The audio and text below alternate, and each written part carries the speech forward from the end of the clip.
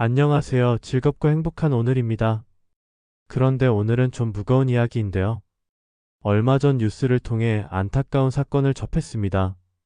부산 사하구에서 60대 남성이 오랜 기간 치매를 앓던 형을 돌보다가 결국 감당하지 못하고 살해하는 일이 벌어진 겁니다.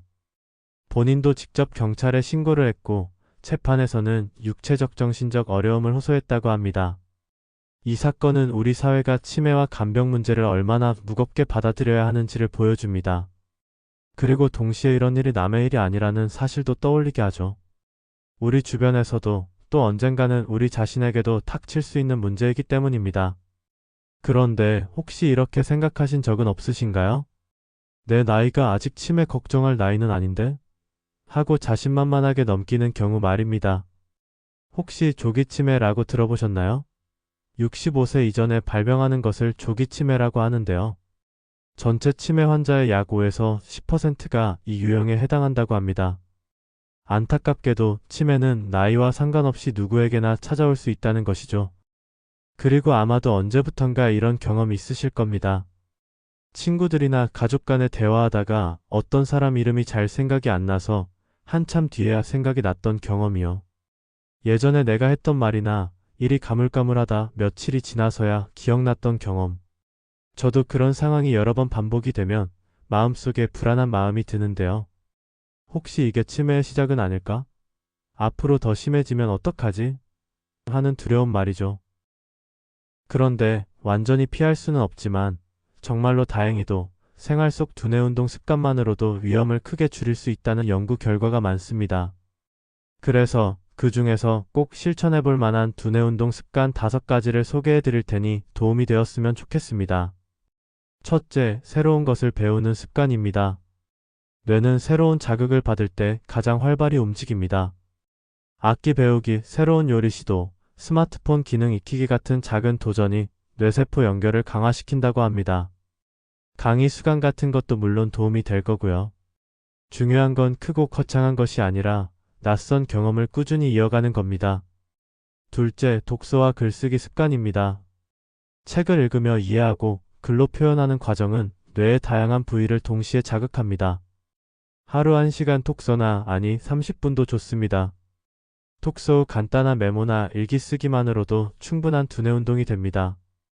읽은 내용을 친구나 가족과 대화로 나누면 기억력 유지에 더 큰 도움이 됩니다. 셋째는 손을 많이 쓰는 정교한 활동하기입니다. 장기나 바둑, 체스, 퍼즐 맞추기, 뜨개질, 그림 그리기 등은 손과 뇌를 동시에 자극합니다. 손을 쓰는 세밀한 동작이 뇌를 깨우는 강력한 방법입니다. 재미와 성취감을 동시에 느끼며 두뇌 건강도 지킬 수 있습니다. 넷째, 사회적 교류와 대화입니다. 사람들과 자주 어울려 대화하는 것만큼 좋은 뇌 운동은 없습니다. 친구와의 수다, 가족과의 대화, 동호회 활동은 모두 뇌에 활발한 자극을 줍니다. 혼자 있는 시간이 길수록 기억력이 빨리 약해지므로 대화를 꾸준히 이어가는 것이 중요합니다. 다섯째, 운동과 두뇌 자극을 병행하기입니다.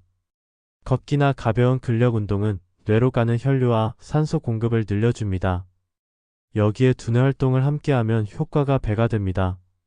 예를 들어 산책하면서 외국어 단어를 떠올리거나 친구와 대화하며 걷는 방식입니다. 몸과 머리를 동시에 쓰는 활동이야말로 최고의 두뇌 운동입니다. 지금까지 두뇌 운동 습관을 알려드렸는데요.